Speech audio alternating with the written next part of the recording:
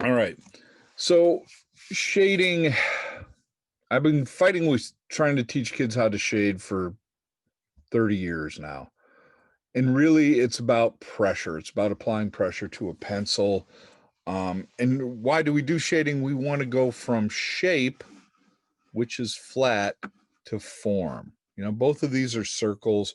One of these is very gracefully shaded in. Unfortunately, this version I would say is a computer shade because it looks like a computer shade, or an incredibly good airbrush shade, um, which, you know, cool and all.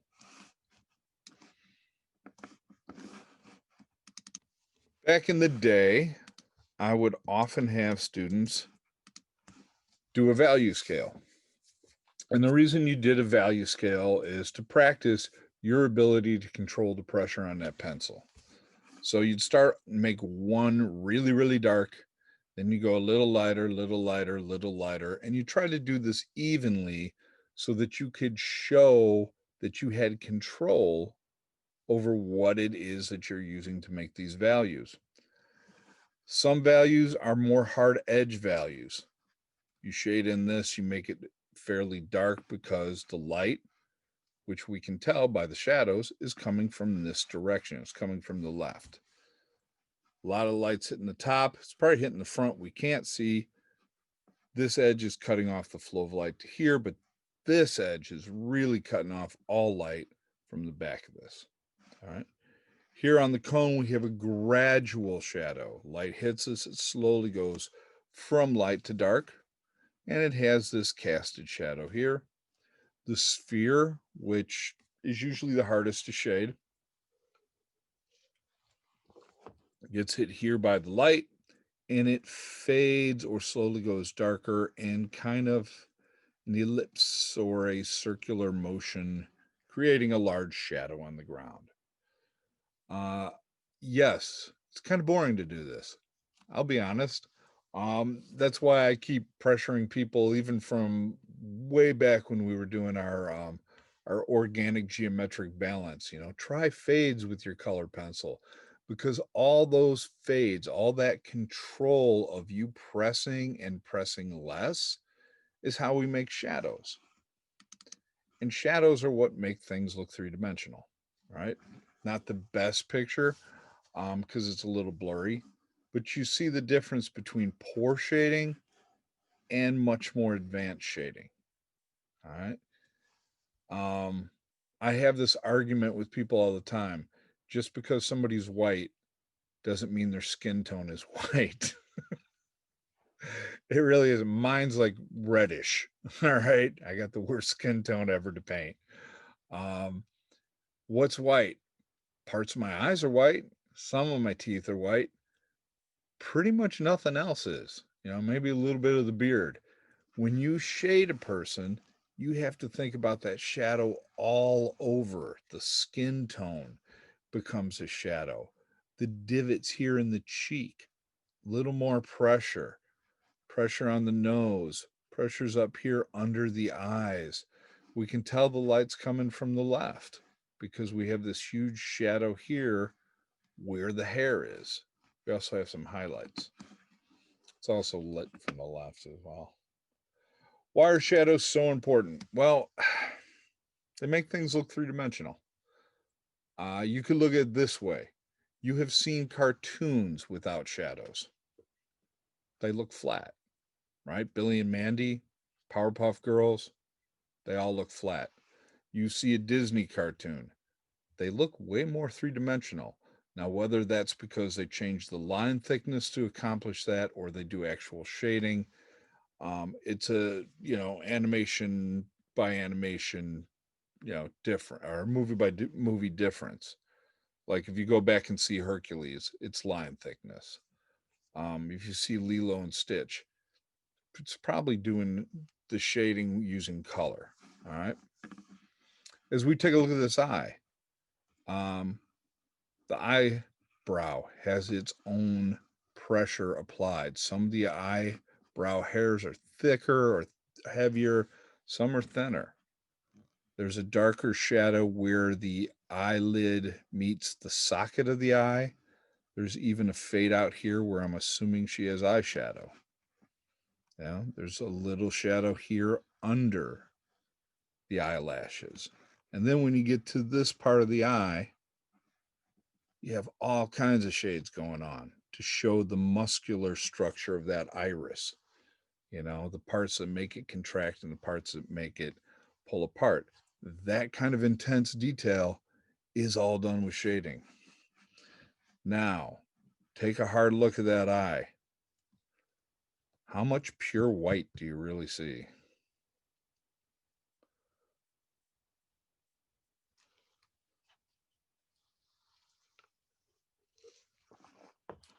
Even if I look at that square is a light gray. This section of the eye here, that's lighter than this. So there's shading even in the areas that are white. So that's why, like, when you use white in a picture, you want it to pop, you want it to bounce out, and you want to grab your attention. You do that by putting a lot of other stuff around it. Now, reason why shading is important. It makes a difference between what's on the left and what's on the right. Now, what's on the left? Pretty good drawing. Honestly, I'd happily give that a 4 for many of my students. But if you practice shading, and it doesn't take long because there's a year difference between these two drawings. I mean, just a year. Think about it. You probably could have knocked this skill out by practicing shading last March. You don't have to do it all the time. Just work on those values. And this person went from this to this. It's all about the subtle values. For those people who are talking about doing comics and cartoons and stuff, here's the difference. Imagine the video game as opposed to the final drawing. So, it takes years and years to learn to write and write correctly. It doesn't take that long to learn to draw and draw better. It's all about just taking time, looking, observing. It's one of the few things you can do while you're listening to music, half watching TV. There's a lot of things you can actually accomplish. And so, like, when we get into this picture that we're doing, this composition of everything that has happened to us in the last 9 months or 10 months by the time this assignment's probably done, I want you to play with this. I want you to try to do some shading. I want you to challenge yourself.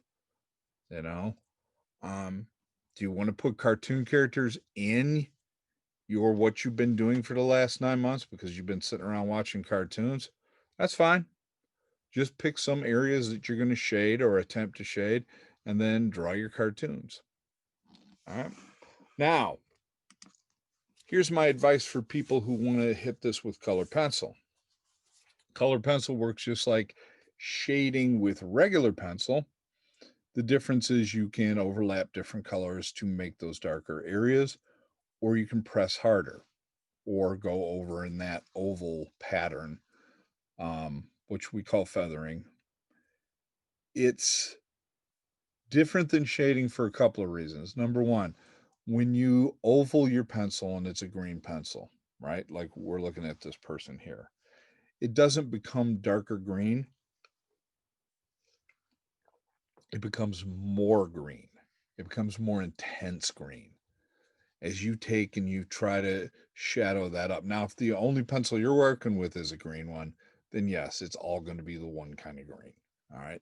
But you can put some darker blues over the top of that and make your shadows blue green.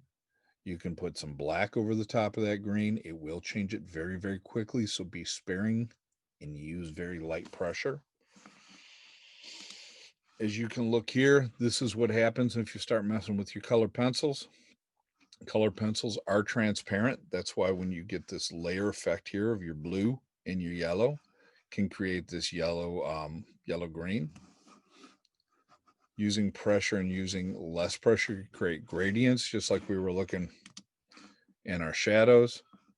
You also have the option of hatching your shadows with color pencil. All right.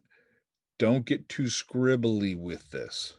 It's an option, definitely. If you love hatching, you can do this.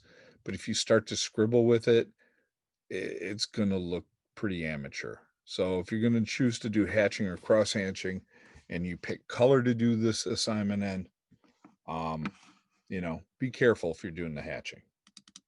All right. Now, coloring options are the same as any kind of pencil options. Hatching, cross hatching, you can dot it, stippling. I use that for texture. I don't normally use that. You don't always have to shade in a oval pattern. I just got a question in the chat. But I think it's kind of the easiest. I mean, your other options of shading, like we're saying here, are hatching and cross hatching, stippling. This one right here, scribbling, burnishing. That's when you take something and you use it to smear the colored pencil, or God forbid, you fold up a piece of paper towel and you smear your regular pencil, which drives me up the wall. But you know what? Whatever works. In this time, if it can make your picture look more 3D, fine, go for it. And like I said, all these that are being done here in color, you can decide you want to do it as a pencil drawing, and you could apply every one of these to using a regular pencil. All right. Why do I bring up color? Because I love working on colored paper with colored pencils. All right. Obviously, this person here loves it even more than I do, but they tended to put even more color on top of the colored paper. So I'm not really sure, except for the background, what they're getting out of working with colored paper. Maybe they didn't want to color in the background. I just mean they used their colored pencils so thick that this face is actually sitting on top of the colored paper instead of working with the colored paper. And part of the reason I like to use colored paper is it saves me time. As you take a look at this one I did here on the right, the color of paper becomes part of the shadows. All right. That's why I did it. I wanted to see if I could save time. That probably only took me a half an hour, which, if that was a pure pencil drawing, that would have taken me way longer. It would have.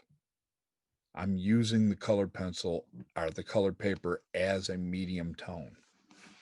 All right. Did the same thing in these two down here.